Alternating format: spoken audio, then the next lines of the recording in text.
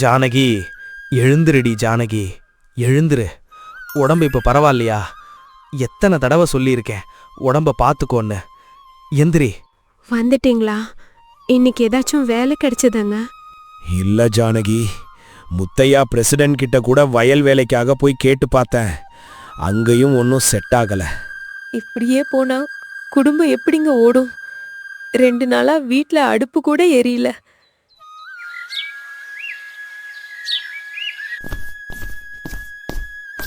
ஊர்ல ஒரு கல்யாணம் நடந்துச்சு ஜானகி. அங்கிருந்து கொஞ்சம் சாப்பாடு கொண்டாந்துருக்கேன்.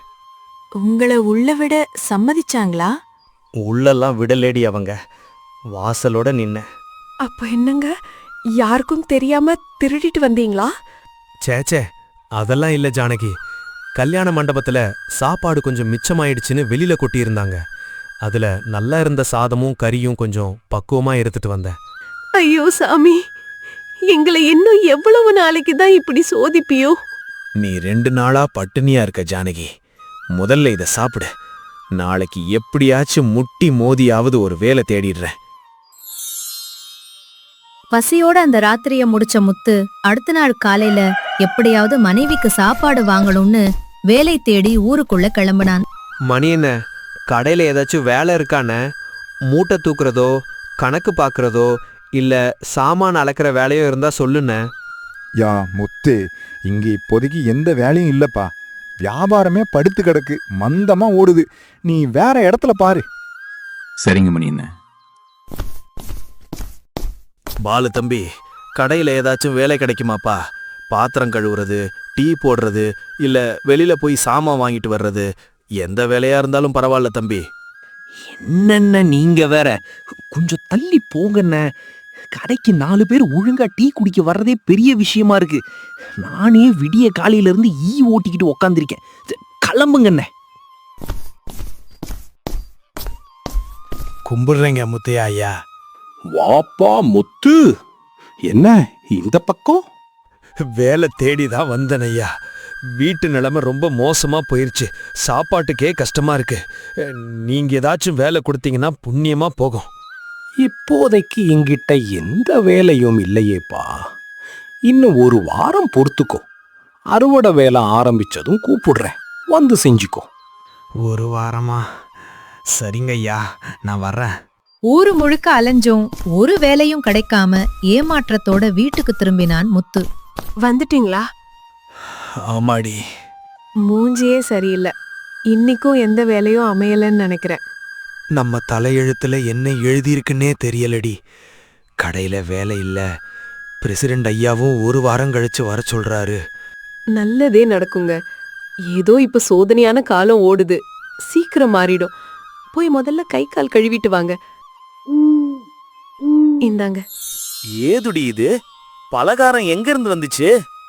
பக்கத்து வீட்டு சுமதி அக்கா கொடுத்துட்டு போனாங்க. அவங்க மகளுக்கு புள்ள பிறந்திருக்கான். நீ சாப்பிடலையா ஜானகி? உங்களை விட்டுட்டு நான் எப்பயாவது தனியா சாப்பிட்டிருக்கேனா? இப்போ சாப்பிடுறதுக்கு? சரி, இப்போ 2 பேரும் சேர்ந்தே சாப்பிடுவா. நாட்கள் போயிட்டே இருந்துச்சு. வறுமை அவங்கள வாட்டினாலும் வாசல்ல இருந்த ஒரு மூலிகை மரம் அவங்க வாழ்க்கைய மாத்த போகுதுன்னு அவங்களுக்கு தெரியல. ஒரு நாள் காலையில, ஜானகி, ஏய் ஜானகி, சொல்லுங்க சுமதி அக்கா. உங்க வீட்டு தோட்டத்துல இருக்கிற மரத்துல இருந்து கொஞ்சம் இலைங்க வேணும்பா. எந்த மரத்துல இருந்திருக்கா? அதான் உங்க வீட்டு வாசல்ல நிக்குதே அந்த மூலிகை மரம். ஓ, அதுவாக்கா. உங்களுக்கு எவ்வளோ வேணுமோ அவ்வளோ பறிச்சுக்கோங்கக்கா. ஆமாக்கா, இந்த இலைய வச்சு நீங்க என்ன பண்ண போறீங்க? இந்த இலைங்க வயித்து வலிய சரி பண்ணி உடம்பு சூட்ட தணிக்கும்பா. ரொம்ப மருத்துவ குணம் நிறைஞ்சது. உனக்கு இத பத்தி தெரியாதா ஜானகி? இல்ல அக்கா, ஏதோ காத்து கருப்பு அண்டாம இருக்க வச்ச மரம்னு நினைச்சேன். எனக்கு இத பத்தி ஒன்னும் தெரியாதுங்க. சுமதி சொன்னதை கேட்ட ஜானகி மனசுல ஒரு யோசனை வந்துச்சு. அன்னைக்கு மாலையும் முத்து வேலை கிடைக்காம வீட்டுக்கு வந்தப்போ ஜானகி ஒரு புது சமையலை செஞ்சு வச்சிருந்தா. இன்னைக்கும் எந்த வேலையும் கிடைக்கலடி ஜானகி. அதுக்கு ஏன் இப்படி வருத்தப்படுறீங்க? கிடைக்க வேண்டிய நேரத்துல தானா கிடைக்குங்க. பசியும் தாகமும் தாங்க முடியாம உடம்பே போயிடும் போல இருக்குடி. வறுமை நம்மள கொன்னுடும் போல இருக்கு. இருங்க, நான் புதுசா ஒரு சமையல் செஞ்சிருக்கேன், எடுத்துட்டு வரேன்.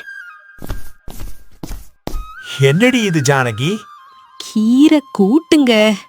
நல்ல பச்சையா கம்ம கம்மன்னு இருக்கிற கீரை கூட்டு. சாப்பிட்டு பாருங்க.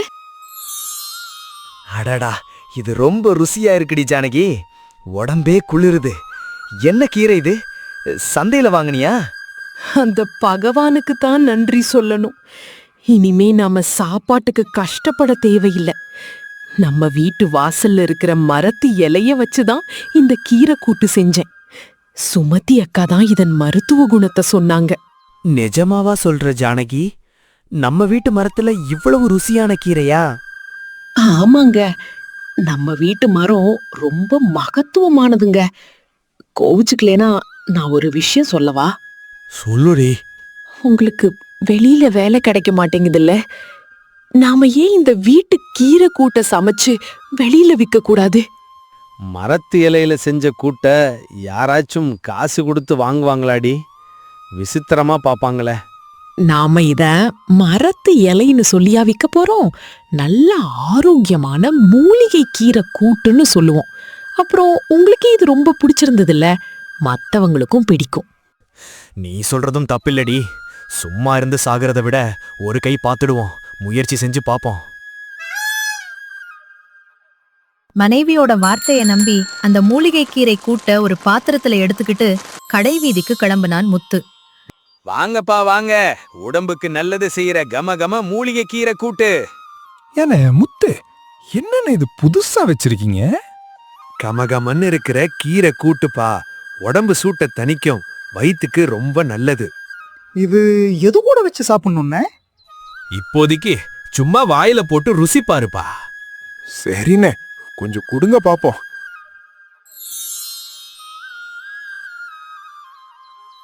அடடா, ஆஹா, ரொம்ப பிரமாதமா இருக்குண்ணே. சூப்பரா இருக்கு. இன்னும் கொஞ்சம் கொடுங்கண்ணே. ஆமாண்ணே, இதோட விலை என்ன? ஒரு பொட்டலம் 10 ரூபா தம்பி. இந்தாங்கண்ணே 20 ரூபாய். 2 பொட்டலம் கொடுங்க.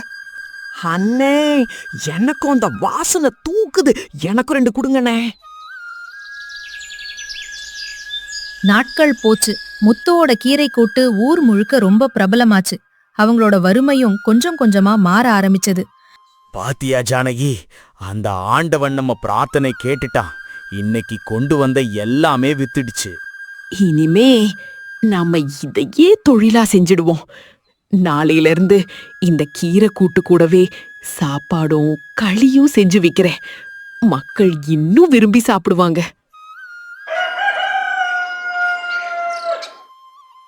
என்னப்பா முத்து விக்கிறீங்க? ஊரே மணக்குது. வாங்க பிரசிடென்ட் ஐயா, கீரை கூட்டுங்க. நீங்க அன்னைக்கு சொன்ன ஒரு வாரம் எங்களை இந்த அளவுக்கு கொண்டு வந்து நிறுத்தி இருக்கு. கொஞ்சம் குடு, ருசி பாப்போம். ஆஹா, பிரமாதம்பா. ரொம்ப அருமையான கீரை கூட்டு. வீட்டுக்கும் கொஞ்சம் பார்சல் கட்டிடுப்பா. எவ்வளவுப்பா ஆச்சு? ஐயா, அப்புறமா பேசிக்கலாம். சீக்கிரம் கொடுங்கண்ணே. நாங்க எவ்வளவு நேரமா நிக்கிறது? கூட்டம் அதிகமாகுது. இதோ தர்றேன்பா, அவசரப்படாதீவ. வாழ்க்கை நல்லபடியா போயிட்டு இருக்கும்போது திடீர்னு ஊர்ல பயங்கரமான புயல் மழையும் வெள்ளமும் வந்துச்சு. கனமழை காரணமா கிராமத்துல இருக்கிற பல வீடுகள் வெள்ளத்துல அடிச்சிட்டு போயிருக்கு. எல்லாரும் பத்திரமா வீட்டுக்குள்ளேயே இருக்கும்படி அரசாங்கம் கேட்டுக்குது. அந்த ஈசனுக்கு தான் கோடி நன்றி சொல்லணும். இந்த பேய் மழைய நம்ம ஓட்ட கூரை தாங்கி இருக்கே. ஆமாடி, நமக்கு ஏதாச்சும் ஆபத்து வர்றதுக்கு முன்னாடியே அந்த சாமி நம்மள காப்பாத்திட்டாரு. ஐயோ, இது என்ன கொடுமை! என்னங்க, வெளியில பாருங்க. ஐயோ கடவுளே! நேத்து நைட்டு பெஞ்ச மழையில நம்ம பொழப்ப ஓட்டுன அந்த பெரிய மூலிகை மரமே வேரோட சாஞ்சு விழுந்துடுச்சுடி ஜானகி. ஐயோ மரமே, நீ விழுந்துட்டியே. உன்னை நம்பிதானே எங்க வாழ்க்கையே ஓடிக்கிட்டு இருந்தது. நீதான் எங்களோட ஒரே ஆதாரமா இருந்தியே. விடிஞ்சதும் மரம் விழுந்த செய்தியை கேட்டு அக்கம் பக்கத்தினருடன் பிரசிடென்ட் முத்தையா ஐயாவும் அங்கே ஓடி வரார். சோகத்தில் மூழ்கியிருக்கும் முத்து குடும்பத்தினருக்கு ஆறுதல் சொல்றார். என்னப்பா முத்து, மரம் விழுந்துடுச்சுன்னு ஏன் குடும்பமே இப்படி நடுவழியில நின்னு அழுதுகிட்டு இருக்கீங்க? சோர்ந்து போகாதீங்கப்பா. யார்கிட்டையும் திறமை இருந்தா வாழ்க்கை வீணா போகாதுப்பா. நீங்க இன்னைக்கு அடைஞ்ச இந்த முன்னேற்றம் உங்களோட உழைப்பால வந்தது. இந்த மரம் விழுந்தாலும் இதோட இலைங்க இன்னும் பச்சையாதான் இருக்கு. ஆனா இனிமே நாங்க என்னங்க பண்ணுவோம்? எங்க வாழ்க்கை பழையபடி வறுமைக்குள்ள போயிடுமா? மறுபடியும் நாங்க பட்டினியால சாகணுமா ஐயா? இந்த மரத்தை இறைய வச்சுதானே எங்க பொழப்பு ஓடுச்சு. இப்போ மரம் போயிடுச்சு ஐயா. இல்லை முத்து, இனிமேல் அப்படி நடக்காது. இதுல இருக்கிற இலைங்களை எல்லாம் பத்திரமா சேகரிச்சு வெயில்ல காய வச்சு அரைச்சு பொடி பண்ணி வச்சுக்கங்க. புது செடிங்க வளர்ற வரைக்கும் இந்த மூலிகை பொடி உங்களுக்கு வியாபாரத்துக்கு கை கொடுக்கும்.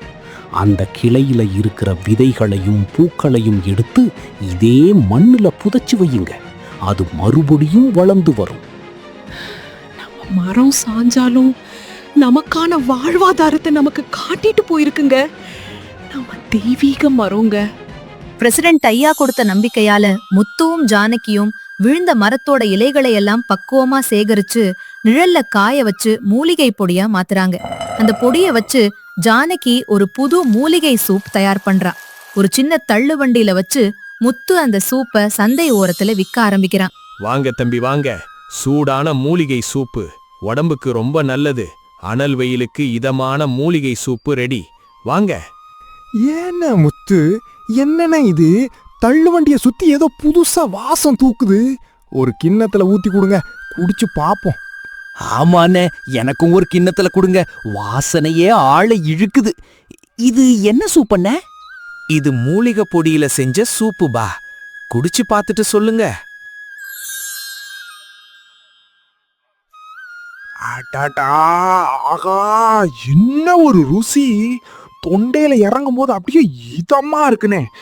உடம்பே லேசான மாதிரி ஒரு சுறுசுறுப்பு தெரியுது. நெச்சமாவா? இது கடையில விக்கிற எல்லா சூப்பையும் விட சூப்பரா இருக்குனே. இந்த சூப்புக்காகவே உங்க வண்டியை தேடி ஒரு கூட்டமே வரும் பாருங்க. மூலிகை சூப் சுத்துப்பட்டு கிராமங்கள் முழுக்க பயங்கர ஹிட் அடிக்குது.